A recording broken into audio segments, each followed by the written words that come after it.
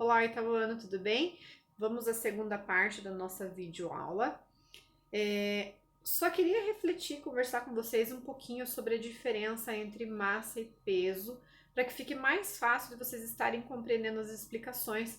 Depois eu vou voltar nisso, vou explicar mais um pouco quando eu for falar sobre a diferença entre balança e dinamômetro, tá? Mas eu vou citar um exemplo bem corriqueiro que a gente utiliza esses dois termos de forma incorreta. Quando você vai à farmácia, por exemplo, você utiliza a seguinte frase: eu vou conferir o meu peso. Eu vou subir nessa balança e verificar o meu peso. Eu quero saber se eu estou acima do peso, tá? E aí você está utilizando de forma incorreta. Por quê? Porque o peso leva em consideração a aceleração da gravidade. Tá? Então, você imagine que você teria que utilizar a sua massa e multiplicar por 10 ou 9,8. 10 a gente utiliza esse valor arredondado, como vocês viram, e seria o valor da aceleração da gravidade para o nosso planeta. O que acontece? Tem mais uma outra coisa aí nesse exemplo que eu estou citando para vocês que está incorreto. Na verdade, o que nós temos na maioria das farmácias são dinamômetros. Os dinamômetros utilizam a deformação da mola, tá? Então, quando você sobe em cima, tá? A sua força-peso vai deformar a mola, tá? Então, aí você terá o seu peso, porém, esse peso ele é convertido em massa. Então, o que você verifica lá é a sua massa, tá? Então, o dinamômetro faz isso. A balança, a gente não leva em consideração a aceleração da gravidade, ela compara massas. Então, tem um exemplo ali aqui na página 17, ó. E essa balança aqui ainda existe em alguns supermercados, tá? Ou então, principalmente em clínicas pediátricas, né? Tem alguns pediatras que ainda utilizam, e aí tem esses, a gente chama de peso, né? Isso aqui também. Tem esses pezinhos e eles vão usando e batendo nesses pezinhos até encontrar ali o valor exato da massa. E no supermercado, como que eles fazem? Eles colocam esses pezinhos aqui, ou objetos que têm uma massa equivalente àquilo que eles querem verificar, para comparar a massa. Então, por exemplo, você vai lá no supermercado, aqui nós temos o exemplo das maçãs, e você fala que você quer 300 gramas de maçã, tá? E aí você coloca esse pezinho aqui que tem 300 gramas, certo? Se ficar equilibrado os dois pratinhos aqui, significa dizer que você tem esse valor, né? Que você tem isso de massa, que é correspondente àquilo que o cliente pediu. Então, aqui a gente faz uma comparação de massas, tá? E o dinamômetro, como eu falei para vocês, leva em consideração a deformação da mola, e aí esse valor é convertido em massa. Então, o que você olha no dinamômetro é a sua massa, tá, pessoal? Então, veja como é importante a gente entender bem esses conceitos. A minha imagem ficou escurinha ali, tentei clarear, mas depois isso não vai influenciar quando vocês estiverem vendo lá, tá? Então, voltando à explicação, eu só precisava parar para explicar um pouquinho melhor isso para que vocês entendam melhor a tirinha depois e o restante do que eu estarei explicando ali. Então, vamos lá, pessoal. Retomando ali a fórmula do primeiro vídeo, peso é igual a massa vezes a aceleração da gravidade. Lembrando que quanto maior o astro, maior o corpo celeste, maior a gravidade, a influência da gravidade. Tá? Então, lembrem-se que, dependendo do corpo celeste, essa gravidade muda. Por exemplo, né, como vocês já viram lá na apostila, da Terra é 9,8, a gente arredonda aqui para 10 metros por segundo ao quadrado, e a da Lua é aproximadamente 1,6 metros por segundo ao quadrado. Aí vocês já conseguem perceber que a gravidade é diferente nos diferentes corpos celestes, tá? Continuando. Então ali, pessoal, ó, peso é uma força. Força-peso, tá, gente? E por isso, de acordo com o sistema internacional, tem que estar em Newton. Lembrando que, para que a gente saiba exatamente a força e obtida em Newton, é necessário que todo o restante aqui esteja de acordo com o sistema internacional.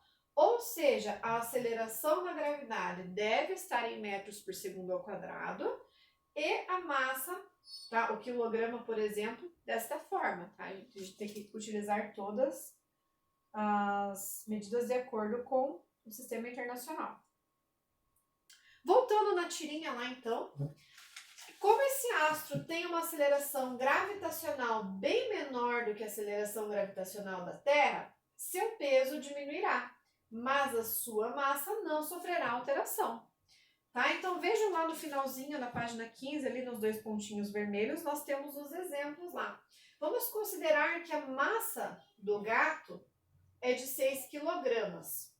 Não sofrerá alteração. Por quê, gente? Massa é tudo que vai formar o corpo do Garfield. Então imagine que o total de massa dele é aquele, por quê? É 6 quilogramas, porque a gente está somando aí o esqueleto dele, os fluidos do corpo, o pelo. Vocês concordam que isso aí não vai mudar? Que o Garfield vai continuar sendo o Garfield aqui ou na Lua, né? Ou em outro corpo celeste, em outro astro. Tá? Então, a massa, gente, nunca muda. O que vai mudar é o peso, porque o peso leva em consideração a aceleração da gravidade. Então, vamos lá.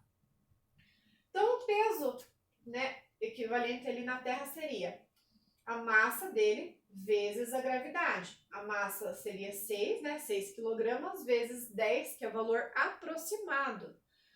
E aí, o peso na Terra seria igual a 60 newtons, gente. E na Lua? Se na Lua é aproximadamente 1,6 metros por segundo ao quadrado, multiplicando lá pela massa dele, ou seja, 6, nós teríamos 9,6 newtons, tá? Perceba que o peso do gato realmente muda, porque levou em consideração acelerações da gravidade que são diferentes. Mas a massa vai ser a mesma nas duas situações. E aí, gente, ali na página 16, vocês vão ver lá em cima, na apostila de vocês, e eu vou pedir para que vocês destaquem isso, coloquem uma observação de que é importante, entendam isso, gente. Se você não entendeu, se você tem dúvida, não hesite em me perguntar. A professora vai explicar de novo, vai mandar um videozinho complementar, tá certo? Depois eu vou explicar melhor sobre as balanças dos dinamômetros. E aí, gente, consequências da aceleração da gravidade. Os corpos que estão sujeitos apenas ao próprio peso, em queda livre, caem com a mesma aceleração, independente de suas massas, tá? Então, se você jogar lá, por exemplo, uma bolinha de gude, uma bolinha de boliche, eles estão sujeitos, tá? Apenas ao próprio peso. E cai com a mesma aceleração, independente de suas massas, tá?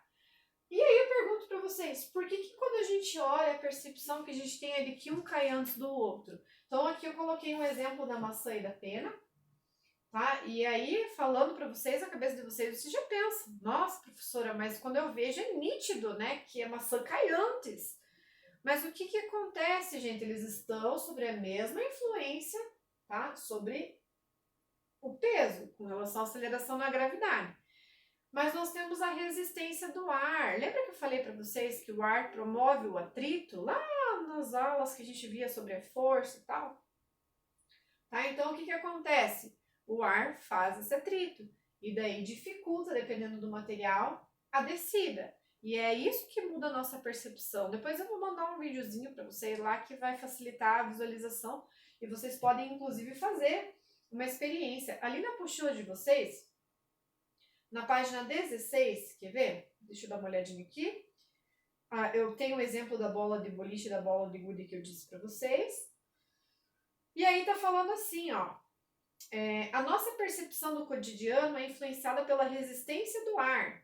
E por isso temos a impressão de que a massa influencia na queda. Então, eu tenho lá uma bola de boliche, que tem uma massa maior em relação a uma bolinha de gude. A impressão que eu tenho é que a bola de boliche vai cair antes por conta da massa dela, tá? Em um primeiro momento, diríamos que uma folha de papel demora mais para cair do que um caderno, porque o caderno tem mais massa. Mas o que faz a folha solta cair mais devagar, na verdade, é a resistência do ar, proporcionalmente mais intensa nela do que no caderno. sem a resistência do ar para retardar a queda da folha, como quando ela é bem amassada em forma de uma bolinha de papel, ela cairia junto com o caderno. Vocês podem fazer esse teste na casa de vocês, tá? E ali no primeiro, segundo, terceiro, quarto parágrafo, o pessoal está falando o seguinte: inclusive, um experimento semelhante foi feito pelos astronautas da Apollo 15 na Lua. Lá, a atmosfera pode ser desprezada e, portanto, não há resistência do ar. Soltando simultaneamente um martelo de massa igual a 1,32 kg e uma pena de massa igual a 0,03 kg, as gravações mostram que os dois caem juntos. Gente, não tem só esse exemplo, mas existe uma série de outros exemplos. Se vocês procurarem lá videozinhos, vocês vão ver, conseguir constatar, e vocês podem fazer experiências, desde que não traga nenhum tipo de risco para vocês, de estar soltando objetos ao mesmo tempo para ver aquele que resiste mais, aquele que resiste menos ao ar. Tá, gente? Então, isso é bem legal de estar observando.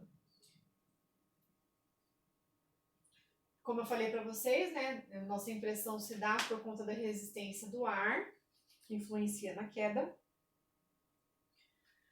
Com relação à Lua, além da ausência da resistência do ar, o movimento de queda dos objetos na Lua é mais lento que na Terra. Os saltos dos astronautas, por exemplo, chegam a dar a impressão até de que eles flutuam, certo? A razão disso é a aceleração da gravidade, que é menor. Tá? E aí talvez vocês estejam se perguntando: nossa, professora, mas e nos corpos celestes que a aceleração da gravidade é bem maior, tá? Como, por exemplo, né, Júpiter. Em Júpiter, até anotei aqui para vocês, é de 26,4 metros por segundo ao quadrado. A gente não sabe porque ninguém foi até lá para constatar, né? Nem seria possível. Mas em um local com uma gravidade muito maior, talvez a pessoa não conseguisse nem levantar, ficasse ali deitada, né? Ou os fluidos todos ficassem na parte de baixo do corpo, enfim, não sobreviveria, né? Então aqui na Lua, como a gravidade é menor, o que acontece, né? O corpo ele não é tão puxado para o centro do corpo celeste como é em relação à Terra, né? Então isso é bem interessante de nós estarmos pensando.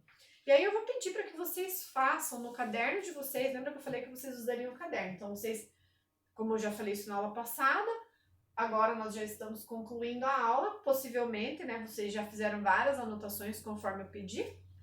E vocês vão fazer uma atividade no caderno de vocês que depois eu vou estar verificando quando retornarmos, tá? Vocês vão considerar a massa de vocês, tá? Então vamos supor que vocês tenham lá 45 de massa, 45 quilogramas.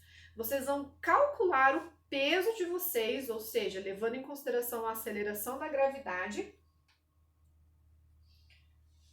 nos diferentes corpos celestes, tá? Quanto seria lá na Lua, quanto seria em Vênus, tá? Na Terra vocês já sabem, em Marte, Júpiter, Netuno, tá? Plutão, como vocês já sabem, não é um planeta mais, tá? Eu coloquei ali só para que vocês vissem que é 0,5, né? É muito pequeno, tá? Não é mais considerado um planeta, quero frisar isso, tá? Coloquei ali só por conta do valor mesmo. E aí eu quero que vocês façam esses cálculos para todos esses corpos celestes aqui, tá, gente? E aí vocês vão fazer isso no caderno de vocês. Se tem dúvida ainda, vocês podem estar me perguntando, tá? Só para concluir, como eu falei da balança do dinamômetro, né? Na próxima aula eu vou estar falando um pouquinho mais a respeito disso, tá? Então, as balanças como essa ali, que são as mais comuns, na verdade, são dinamômetros, tá? E aqui nós temos uma balança que compara massas, tá, gente? Então, só como eu falei ali no início, eu queria mostrar para vocês, ilustrar. E também lembrar que nós temos aqui QR Codes, íconezinhos de realidade aumentada que eu peço para que vocês sempre estejam utilizando, tá? Gente, é isso. Eu acredito que ficou tranquilo de compreender. Qualquer coisa vocês podem me procurar, como eu já falei. E até a próxima aula, pessoal. Tchau, tchau.